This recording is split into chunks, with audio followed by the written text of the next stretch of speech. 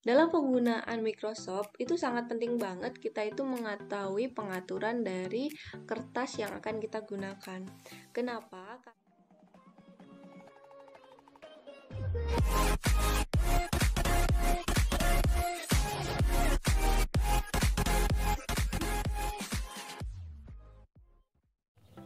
Hai teman-teman semuanya, kembali lagi bersama saya Kak Fateh. Kali ini saya akan membawakan informasi menarik yang dapat menambah wawasan dan pengetahuan kamu. Di mana lagi kalau bukan di Brain Education.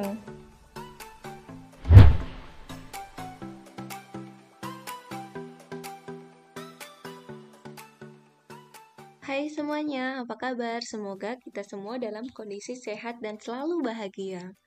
Oke, kembali lagi di episode Brain Education. Kali ini Miss akan memberikan tutorial basic tentang Microsoft Word 2010. Nah, dalam penggunaan Microsoft, itu sangat penting banget kita itu mengetahui pengaturan dari kertas yang akan kita gunakan. Kenapa? Karena ini akan berpengaruh terhadap outputnya nanti. Kalau misalnya kita menggunakan Microsoft Word itu hanya sebagai bukan untuk sesuatu yang bersifat profesional kayak kerja atau kayak membuat dokumen-dokumen penting atau kayak tugas-tugas makalah ilmiah remaja, sebenarnya pengaturan kertas itu nggak terlalu penting banget gitu. Tetapi kalau misalnya untuk ranah yang seperti saya sebutkan di awal tadi, pengaturan dokumen atau pengaturan kertas itu sangat penting untuk kita ketahui. Nah, di manakah kita mengatur kertas di Microsoft Word ini? Itu ada di menu Page Layout, ya. Di sini yang biasanya kita gunakan adalah bagian Page Setup. Ada margins, ya, ada orientation, ada size. Nah, ketiga ini yang sangat penting untuk kita ketahui. Nah, agar kita itu belajarnya lebih fokus, kita akan kupas satu persatu. Nah, di sini kita akan belajar tentang margins. Ya, seperti icon simbol yang dimunculkan di sini nih. Margins itu ya ini, si garis tepi, ya. Garis tepi nih yang titik-titik ini loh. Nih, kalau kita zoom. Nah, jadi dia itu yang mengatur jarak antara ujung kertas sampai sini. Itu namanya margins. Nah, kalau cara mengaturnya, kita klik aja margins. Terus di sini tuh sebenarnya udah ditampilin sih. Bukan ditampilin, maksudnya ini sudah ada beberapa pengaturan-pengaturan yang sudah disediakan oleh Microsoft. Kalau yang paling atas itu yang terakhir kita gunakan sebelumnya. Gitu. Jadi teman-teman kalau misalnya mau pakai yang sudah disediakan ya monggo. Cuman kalau misalnya aku mau mengatur yang lain gitu. Gimana sih Miss caranya? Itu di sini, custom margins. Ya. Nah, di sini custom, terus kita gunain berapa? Misalnya kalau kita buat makalah tuh ya.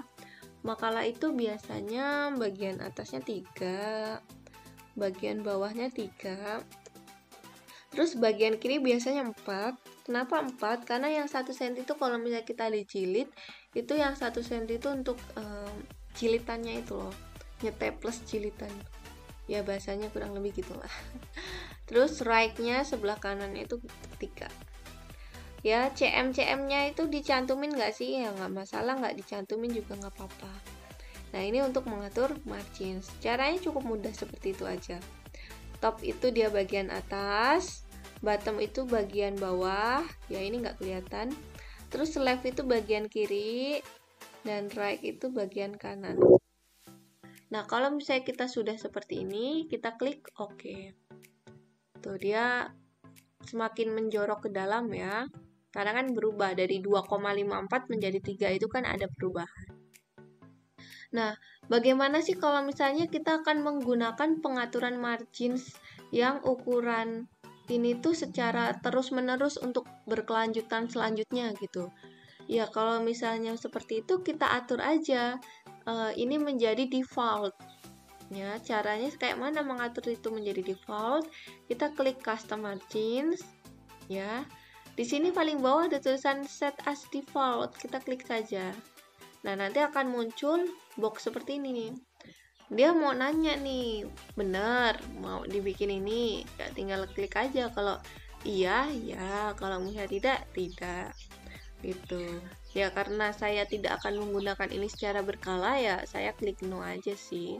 Terus kita klik oke boleh, cancel boleh, karena kan nggak ada yang dirubah.